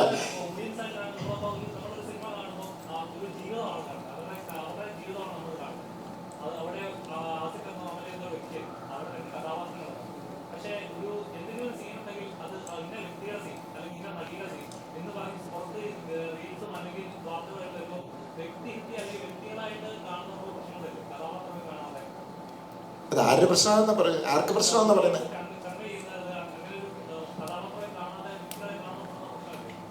അതായിരിക്കാം അത് അത് അത് അങ്ങനെ കാണുന്ന ഓഡിയൻസിൻ്റെ കാര്യമല്ലേ പറഞ്ഞത്. അപ്പം നമുക്കൊന്നും ചെയ്യാൻ പറ്റത്തില്ലോ. അതേപോലെ അങ്ങനെയുള്ള ആൾക്കാരുണ്ട്, അല്ലാതെ അത് അതിനെ പോസിറ്റീവായിട്ട് എടുക്കുന്ന ആൾക്കാരുണ്ട്. ജിത്തു സാറ് തന്നെ അതിൻ്റെ ഇടയ്ക്ക് ലാലേട്ടനെ വെച്ചൊരു പടം ചെയ്തു, തെലുങ്കിൽ ദൃശ്യത്തിൻ്റെ റീമേക്ക് ചെയ്തു. ഒരുപാടായി. എപ്പോഴാണ് റാം ഇറങ്ങി? ഞാൻ ദയവേത് നിങ്ങളോട് ഒരു കാര്യം പറയാം. റാമിൻ്റെ ചോദ്യം ഇനി എന്നോടല്ല ചോദിക്കുന്നത്, ഇനി അത് പ്രൊഡ്യൂസറിനോട് ചോദിക്കണം. കാരണം ഐ എം ജസ്റ്റ് ഞാനും ലാലേട്ടനും എൻ്റെ ടീം ഈസ് വെയിറ്റിംഗ് ഫോർ പ്രൊഡ്യൂസറിൻ്റെ ഒരു തീരുമാനത്തിന് വേണ്ടി വെയിറ്റ് ചെയ്യണം. അപ്പം അദ്ദേഹത്തോട് ചോദിക്കുക, കാരണം ഞങ്ങൾ റെഡിയാണ്. അത്രയും എനിക്ക് പറയാൻ പറ്റും. ആസിക, നേരത്തെ അമല മാം സിനിമാറ്റോഗ്രാഫറിനെ പറ്റി പറഞ്ഞു. അപ്പോൾ തീർച്ചയായിട്ടും അദ്ദേഹത്തിനെ പറ്റി പറഞ്ഞു. കാരണം ആ ടീസർ കണ്ടപ്പോൾ തന്നെ എനിക്ക് ഭയങ്കര അത്ഭുതമായിട്ട് തോന്നി. കാരണം നല്ല ഗംഭീരമായിട്ടുള്ള ഷോട്ട്സ് കാണിക്കുന്നത്. അത് എടുത്ത് പറയുകയാണെങ്കിൽ ആ ഒരു ഗുഹ അല്ലെങ്കിൽ ആ റെയിൽവേ ട്രാക്ക്, അത് ആദ്യമൊക്കെ നടന്നു വരുന്ന ആ ഒരു ഷോട്ട്. അപ്പം എനിക്കൊരു ഡൗട്ട് തോന്നി അന്നേരം. അതായത് നീ സിനിമയിലെ ഏറ്റവും മികച്ച ഷോട്ടുകൾ കൂട്ടി വെച്ച് ടീസർ ഉണ്ടാക്കിയതാണോ, അല്ലെങ്കിൽ സിനിമയിലുടനീളം ഇത്തരത്തിലുള്ള ഷോട്ട്സ് ഒരുപാട് ഉണ്ടായിരിക്കുമെന്ന്. അപ്പോൾ ആസിഫിക്ക സിനിമാറ്റോഗ്രാഫിയിൽ എത്രത്തോളം സാറ്റിസ്ഫൈഡ് ആണ്? ഈ സിനിമാറ്റോഗ്രാഫർ ജഡ്ജ് ചെയ്യുന്നത് സിനിമയ്ക്ക് ആവശ്യമുള്ളത് മാത്രം ഷൂട്ട് ചെയ്യുന്ന ആളാണ് നല്ല സിനിമാറ്റോഗ്രാഫർ എന്നാണ് ഞാൻ വിശ്വസിക്കുന്നത്. അതിൻ്റെ അകത്ത് സിനിമാറ്റോഗ്രാഫറിന്റെ കഴിവ് കാണിക്കാനല്ല, അതിൻ്റെ അകത്ത് ഞാനൊരു കുറേ ഗിമ്മിക്സ് കാണിക്കാം. ചിലപ്പോൾ അത് ഡിമാൻഡ് ചെയ്യുന്ന സിനിമകളുണ്ടാവും. ഞാൻ വിശ്വസിക്കുന്നത് ഈ ഡയറക്ടർ എങ്ങനെയാണോ ഈ സിനിമ നറേറ്റ് ചെയ്യാൻ ആഗ്രഹിക്കുന്നത് അതിനെ സപ്പോർട്ട് ചെയ്യുന്ന, അല്ലെങ്കിൽ അത് ഒരു ടേസ്റ്റ്ഫുള്ളി ചെയ്യുന്ന ആളായിരിക്കണം നല്ല സിനിമാറ്റോഗ്രാഫർ.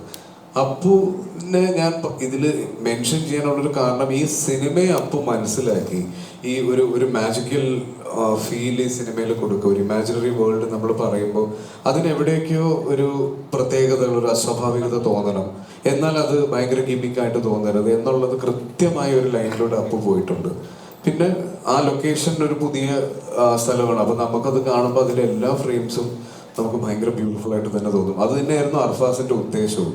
ഈ കഥ നടക്കുന്നത് എവിടെയാണെന്നോ ഏത് ജോഗ്രഫി ആണെന്നോ ഒന്നും ഓഡിയൻസിന് മനസ്സിലാവരുത്. എന്നാൽ ഇതൊരു മലയാള സിനിമയാണോ എന്ന് ചോദിച്ചാൽ ഇതൊരു ഒരു ഇന്റർനാഷണൽ സിനിമ, അതായത് നമ്മൾ റെപ്രസെന്റ് ചെയ്യാൻ ആഗ്രഹിക്കുന്ന മലയാളത്തിൽ നിന്നുള്ള ഇതൊരു മലയാള സിനിമയാണ് പുതിയൊരു സ്റ്റൈലിൽ പറയുന്നത്. അപ്പൊ ആ ഒരു പുതുമ എല്ലാ രീതിയിലും കൊണ്ടുവരാൻ ശ്രമിച്ചിട്ടുണ്ട്.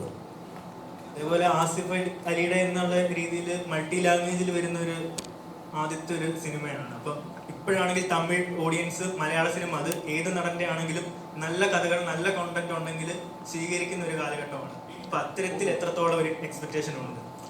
നമ്മൾ ഓരോ പ്രാവശ്യവും നമ്മുടെ സിനിമകളുടെ പ്രൊമോഷനായിട്ടും കേരളത്തിന്റെ പുറത്ത് പോകുമ്പോൾ ആളുകൾ പറയുന്നത് കേരളത്തിൽ നിന്ന് വരുന്ന മലയാള സിനിമയ്ക്ക് പ്രഡിക്റ്റബിലിറ്റി ഇല്ല എന്നുള്ളതാണ്.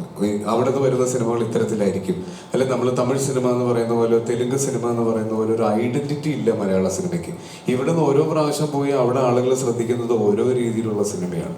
അപ്പം തലവിന് ശേഷം എനിക്കിനി വരാൻ പോകുന്ന റിലീസ് അവിടെ ആരെങ്കിലും കാണുന്നുണ്ടെങ്കിൽ അവർക്ക് തലവനിൽ നിന്ന് എൻറ്റയർലി ഡിഫറെൻ്റ് ആയ ഒരു സിനിമ കൊടുക്കാൻ പറ്റുന്നതിൻ്റെ ഒരു എക്സൈറ്റ്മെന്റ് ഉണ്ട്. അത് നമ്മുടെ സിനിമയുടെ ഒരു വളർച്ച ആളുകൾ ശ്രദ്ധിക്കുമ്പോൾ അവർക്ക് കിട്ടുന്ന ഒരു സന്തോഷമായിരിക്കും ആ ഒരു ഡിഫറൻസ് എന്ന് പറയുന്നത്.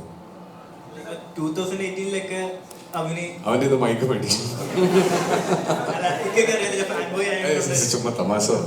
2018 ഇക്ക ഉണ്ടായിരുന്നു. അത് ഇന്ത്യ ഒട്ടാകെ ഇവൻ ഓസ്കാറിൽ വരെ പോയൊരു സിനിമയാണ്. അപ്പം അതിൽ അഭിനയിച്ച ഒരു ആക്ടർ എന്നുള്ളൊരു നിലയ്ക്ക് ഇപ്പൊ മൾട്ടി ലാംഗ്വേജ് അല്ലെങ്കിൽ വേറെ ലാംഗ്വേജിലൊക്കെ ചേട്ടന് കോൺഫിഡൻസ് ഇല്ല എന്ന് പറഞ്ഞിട്ടുണ്ട്. അപ്പം അതിന്റെ ഒരു ആവശ്യം ഇനി ഇല്ലല്ലോ, കാരണം ഇപ്പം ഇന്ത്യ ഒട്ടാകെയുള്ള ആൾക്കാരൊക്കെ കണ്ട് കോൺഫിഡൻസ് ഇല്ലെന്ന് പറഞ്ഞത് എനിക്ക് മലയാളത്തിൽ നിന്ന് ഞാൻ പോയി മലയാള സിനിമയെ റെപ്രസെന്റ് ചെയ്ത്, അല്ലെങ്കിൽ അവിടെ നിന്ന് വന്നൊരു ആക്ടറാണെന്ന് പറയുമ്പോൾ എനിക്ക് അവിടെ കിട്ടേണ്ടത് അങ്ങനെ ഒരു വേഷമായിരിക്കണം എന്നൊരു ആഗ്രഹമുണ്ട്.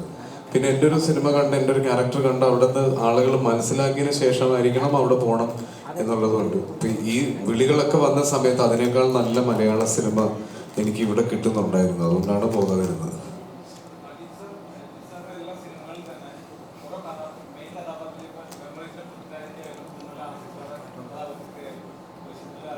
എല്ലാ കഥാപാത്രങ്ങളും പറഞ്ഞു പോകുന്ന ഒരു ഡെപ്ത് ആയിട്ടുള്ള കഴിഞ്ഞാലും കഥകൾ വേറെ പറയാനുണ്ടെന്നുള്ള രീതിയിൽ ദൃശ്യം 2 എടുക്കുമ്പോഴും ആ ഒരു ചിന്ത എന്റെ മനസ്സിൽ വന്നിരുന്നു. അപ്പൊ ഈ അടുത്ത് കണ്ടതിൽ ദൃശ്യം 2 കഴിഞ്ഞ് കൂമൻ കഴിഞ്ഞ ഒരു ഈ സ്ഥലത്ത് ലാലേട്ടന്റെ ഈ ദൃശ്യം 3 വരാണെങ്കിൽ കൂമനില് ആസ്ഫലി ആയിരിക്കാം ഈ പറഞ്ഞ പോലെ ലാലേട്ടന്റെ ഒരു ഇത് ഭയങ്കര കമന്റിൽ നടന്നു. അതുപോലെ തന്നെ എല്ലാ സിനിമകളും എടുത്താലും പൃഥ്വിരാജിന്റെ റോള് വേറൊരു സിനിമയ്ക്ക് വേണ്ടിയിട്ട് ലാലേട്ടനായിട്ട് ചെയ്യുക അങ്ങനെയുള്ള ഒരു യൂണിവേഴ്സ് ക്രിയേറ്റ് ചെയ്യുന്ന രീതിയിൽ കമന്റിന് വരാറുണ്ടായിരുന്നു. ഒരു സിനിമ നമുക്ക് ചെയ്യാൻ സാധിക്കും. യൂണിവേഴ്സിൽ അങ്ങനെ പ്രോബ്ലം അല്ല. എൻ്റെ ഒരു കാര്യം ഞാൻ പറയാം. എൻ്റെ ഒരു ഇത് വെച്ചിട്ട് ഇപ്പോൾ ആരെങ്കിലും എന്തെങ്കിലുമൊക്കെ ചെയ്യുന്നുണ്ടാവും. ഇപ്പം ആ യൂണിവേഴ്സ് എന്നുള്ളൊരു പരിപാടി നടക്കുന്നുണ്ട്. അപ്പം ഞാനും ഒരു യൂണിവേഴ്സ് അടിച്ചേക്കാം എന്നോർത്ത് എൻ്റെ പ്രോബ്ലം എന്ന് വെച്ചാൽ ഞാനൊരു കഥയെ കിട്ടിക്കഴിഞ്ഞാൽ ആ കഥയെ അപ്രോച്ച് ചെയ്യാം. ഓക്കെ, ആ കഥ എങ്ങനെ പറയാം, എങ്ങനെ കുറച്ചൊന്ന് ഡിഫറെൻ്റ് ആക്കാം, അല്ലെങ്കിൽ എങ്ങനെ അതിനകത്ത് ഇമോഷൻസ് വർക്ക് ചെയ്തെടുക്കാം എന്ന് മാത്രമേ ഞാൻ ചിന്തിക്കാറുള്ളൂ. അതായത് ആ ക്യാരക്ടറും ഈ ക്യാരക്ടറും എടുത്തിട്ട് ഇത് യൂണിവേഴ്സ് ആക്കി ഞാൻ അങ്ങനെ ചിന്തിക്കുന്നില്ല. അത് എൻ്റെ കുഴപ്പമായിരിക്കാം, എനിക്കറിയില്ല. എന്നോട് എൻ്റെ മോള് ചോദിച്ചു ഇത് ശരിക്കും ഇപ്പം ഇങ്ങനെ ഇതിലൊക്കെ വന്നപ്പം സാമലക്സ് മറ്റേ കൂമനിലെ ഇത് CBI നമ്മുടെ സേതുരാമയ്യർ ഇവരായിരുന്നു. അപ്പം ഞാൻ പറഞ്ഞു അല്ല അത് എൻ്റെ ക്യാരക്ടർ അല്ല എങ്കിലും ഇങ്ങനെയൊക്കെ പറഞ്ഞു. ഞാൻ പറഞ്ഞു എനിക്ക് കിട്ടുന്നില്ല, എനിക്കങ്ങനെ ആലോചിക്കാൻ പറ്റുന്നില്ല. ഓരോ കഥയും ഞാനിങ്ങനെ ഇത് ചെയ്തു വന്നു. ആ പാടെ ഒരു സെക്കൻഡ് പാർട്ട് ചെയ്തത് ദൃശ്യത്തിൻ്റെയാണ്. അതിങ്ങനെ കറക്റ്റ് ഒരു ഇത് വന്നപ്പോൾ ആ ക്യാരക്ടറിനെ ഞാൻ കണ്ടിന്യൂ ചെയ്തു. ഇനിയിപ്പോൾ നാളെ കൂമൻ ഒരു ഇതുണ്ടാവുമോ എനിക്കറിയില്ല. ചിലപ്പോൾ ഒരു നല്ല ഐഡിയ വന്നാൽ ചിലപ്പോൾ ഉണ്ടാവുമായിരിക്കും. അല്ലാതെ അവിടുന്ന് കൂമൻ്റെ ആ ക്യാരക്ടറിനെ എടുത്തു ഈ ക്യാരക്ടർ എടുത്തു ഞാനിങ്ങനെ അങ്ങനെ ഒരു ഐഡിയ ഒന്നും പോകുന്നില്ല, അങ്ങനെയൊന്നും ഞാൻ ചിന്തിക്കുന്നില്ല. അതാണ് എൻ്റെ പ്രശ്നം. നിങ്ങൾ ആരെങ്കിലും ഒന്ന് ഈ സ്ക്രിപ്റ്റ് ഉണ്ടാക്കണ്ടേ? ഏറ്റവും വലിയ ബുദ്ധിമുട്ട് അവിടെയാണ്. നമുക്ക് ചുമ്മാ ഇരുന്ന് പറയാം അവിടെ ഇരുന്നിട്ട്. ഞാനിപ്പോൾ പുറത്തുനിന്ന് സ്ക്രിപ്റ്റ് എടുക്കുന്നുണ്ട്.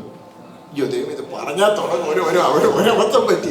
അല്ല ഞാൻ ഇങ്ങനത്തെയൊക്കെ ഐഡിയ ക്യാരക്ടർ എല്ലാം കൂടെ ഒരു ഐഡിയ വരുവാണെങ്കിൽ ചെയ്യാം. കാരണം ദൃശ്യം 2 സമയത്ത് ഒരബദ്ധം പറ്റി. 3ക്ക് എവിടെയോ കഥയുണ്ടെങ്കിൽ ഞാൻ തമാശയായിട്ട് അടിച്ചു. അത് കഴിഞ്ഞപ്പം എൻ്റെ മെയില് ആക്ച്വലി ബ്ലോക്ക്ഡായി.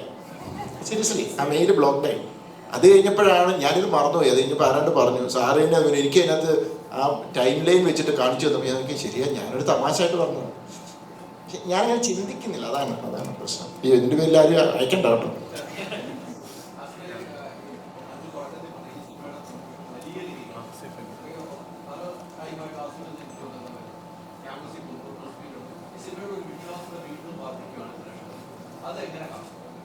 അല്ല, നമ്മൾ ഏത് പ്രൊഡക്റ്റ് നമ്മൾ ഇൻട്രൊഡ്യൂസ് ചെയ്യുമ്പോഴും അതിന്റെ മാർക്കറ്റിങ്ങിന് അതിൻ്റെതായ എഫേർട്ട് എടുക്കണം എന്ന് വിശ്വസിക്കുന്ന ഒരാളാണ് ഞാൻ. എൻ്റെ സിനിമ ഏറ്റവും കൂടുതൽ ആളുകളിലേക്ക് റീച്ച് ചെയ്യണം, അല്ലെങ്കിൽ ആ സിനിമ കാണാനൊരു തോന്നൽ ഉണ്ടാക്കണം എന്നുള്ളത് നമ്മുടെ മാർക്കറ്റിങ്ങിന്റെ വലിയൊരു അത്യാവശ്യമുള്ളൊരു അതാണ് മാർക്കറ്റിംഗ് ഉദ്ദേശിക്കുന്നത്. അപ്പൊ അത് എല്ലാ സിനിമയ്ക്കും ചെയ്യുന്നുണ്ട്. പ്രത്യേകിച്ച് ഇത്തരത്തിലുള്ളൊരു സിനിമ വരുമ്പോൾ നമ്മളൊരു പുതിയ നരേറ്റീവ് ഉള്ള ഒരു സിനിമയാണ്. അപ്പൊ ഇതിനകത്ത് ട്രെയിലറൊക്കെ കാണുമ്പോൾ കിട്ടുന്ന ഒരു മൂഡുണ്ടല്ലോ, ആ മൂഡ് വെച്ചിട്ട് ഈ സിനിമയ്ക്ക് ആളെ കൊണ്ടുവരണമെങ്കിൽ, ആളുകളിലേക്ക് കൂടുതൽ എത്തിക്കണമെങ്കിൽ നമ്മളൊരു എഫേർട്ട് വേണം. പിന്നെ ഇൻഡസ്ട്രി വലുതാവുകയാണ്. ഒരുപാട് നല്ല സിനിമകൾ വരുന്നു. ഇപ്പൊ ഈ വർഷം എടുക്കുമ്പോൾ ഈ വർഷം ഇറങ്ങിയ എല്ലാ സിനിമകളും അത്യാവശ്യം ഒരു അബോവ് ആവറേജ് ലെവലിൽ അഭിപ്രായങ്ങൾ നേടിയ സിനിമയാണ്. അപ്പൊ അങ്ങനെ ഒരു വലിപ്പം ഇൻഡസ്ട്രിക്കും ഫീൽ ചെയ്യണം എന്നൊക്കെ ഉള്ളതുകൊണ്ടാണ് ഇങ്ങനെ എഫേർട്ട് ഇട്ട് മാർക്കറ്റ് ചെയ്യുന്നത്. ആസിഫ് ഖാൻ, ഇപ്പോൾ ഈ റെയിലിൽ തല വെച്ച് ട്രെയിൻ വരുന്നത് കാണുന്ന ഒരു ഷോട്ട് കാണുന്ന നമുക്ക് എല്ലാവർക്കും മൂന്നാം റെയിലിൽ കമൽഹാസനെയും ശ്രീദേവിനെയൊക്കെ ഓർമ്മ വരും. അല്ലെങ്കിൽ പല്ലിൽ കറയിട്ട ഒരു ആക്ടർ നടക്കുന്നു. അപ്പോൾ കറുത്ത പക്ഷികളിലെ ശ്രീ മമ്മൂക്കനെ ഓർമ്മ വരും. ഇതൊക്കെ ചെയ്യുമ്പോൾ ആസിഫ് ഖാന്റെ മനസ്സിൽ എന്തൊക്കെയാ വരിക? എന്റെ മനസ്സിൽ രഘു മാത്രമായിരുന്നു ഉണ്ടായിരുന്നത്. കാര്യം അർഫാസ് അത്ര രസമായിട്ടാണ് എനിക്ക് ആ ക്യാരക്ടർ പറഞ്ഞു തന്നിരുന്നത്. പിന്നെ ഒത്തിരി സമയമെടുത്താണ് നമ്മൾ ഈ സിനിമ ഷൂട്ട് ചെയ്തത്. ഈ പറയുന്ന പോലെ പെർഫോമൻസിന് വേണ്ടിയിട്ടാണെങ്കിൽ നമ്മൾ ഒരുപാട് റിഹേഴ്സൽസും ഒരുപാട് വർക്ക്ഷോപ്സും ഒക്കെ ചെയ്തിട്ടുണ്ട്. അപ്പൊ അത് എല്ലാ ഡീറ്റെയിലിങ്ങും ആ ക്യാരക്ടേഴ്സ് ഞാൻ പറഞ്ഞില്ലേ, ഒരു ഏച്ചുകെട്ടലായി പോകരുത് ആ ക്യാരക്ടർ. അപ്പൊ അത് ഭയങ്കര ഒറിജിനലായിട്ട് നിൽക്കാനുള്ള എല്ലാം എൻ്റെ ഭാഗത്തുണ്ടായിരുന്നു. അല്ലാതെ വേറെ ഒരു റെഫറൻസോ അല്ലെങ്കിൽ വേറെ ആളുകൾ ചെയ്തത് കൊണ്ട് എനിക്കും ഇങ്ങനൊരു വേഷം വേണം. പണ്ട് ഇങ്ങനെ ഒരു തോന്നലുണ്ടായിരുന്നു, ഇങ്ങനെ ഒരു സാധനം ചെയ്താൽ സ്റ്റേറ്റ് അവാർഡ് അടിക്കാം എന്നുള്ളത്. അപ്പൊ അങ്ങനെയൊന്നും അല്ല. ഇത് ഈ ക്യാരക്ടർ ഇഷ്ടപ്പെട്ട് ഈ സിനിമയെ ഇഷ്ടപ്പെട്ട് തന്നെയാണ് ചെയ്തത്.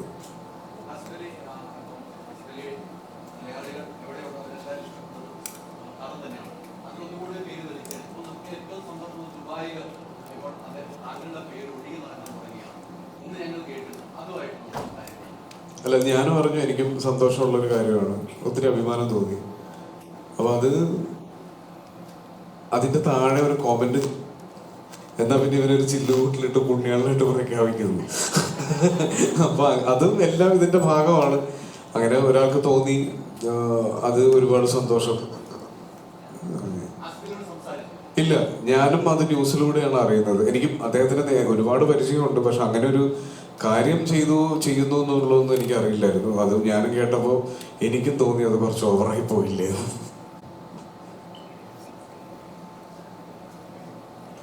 ഇന്ന് ഷറഫുദ്ദീൻ എത്തിപ്പെടാൻ കഴിഞ്ഞിട്ടില്ല.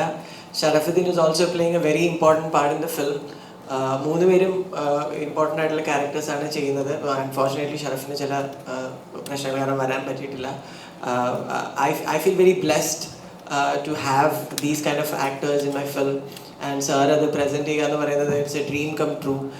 ഒരുപാട് സ്ട്രഗിൾസ് ഉണ്ടായിരുന്നു on the way, right from casting, like you know I mention before, Amala ഈ സിനിമയിൽ വരണം എന്നുള്ളത് എൻ്റെ വലിയൊരു ആഗ്രഹമായിരുന്നു. ഈ സ്ക്രിപ്റ്റ് എഴുതുമ്പോൾ മുതൽ എൻ്റെ മനസ്സിലുള്ള റെഫറൻസ് ഇമേജ് അമലയുടെ ആയിരുന്നു. ഞാനത് മുന്നേ പറഞ്ഞിട്ടുണ്ട്. അപ്പോൾ അമലയിലേക്ക് സാറ് ഹെൽപ്പ് ചെയ്തിട്ട് finally I got Amala. Asif, Sharaf, ഇതുപോലെ ആക്ടേഴ്സിനെ കിട്ടിയത് എൻ്റെ വലിയൊരു ഭാഗ്യമാണ്. രാജസ്ഥാനിൽ പ്ലാൻ ചെയ്ത ഒരു സിനിമ ടുണീഷ്യയിൽ കൊണ്ടുപോയി ഷൂട്ട് ചെയ്യാൻ കഴിഞ്ഞത് അത് പ്രൊഡ്യൂസറിൻ്റെ സപ്പോർട്ട് കൊണ്ട് മാത്രമാണ്. അതുകൊണ്ട് രമേശ് പിള്ള സാറിനോട് ഒരുപാട് നന്ദിയുണ്ട്.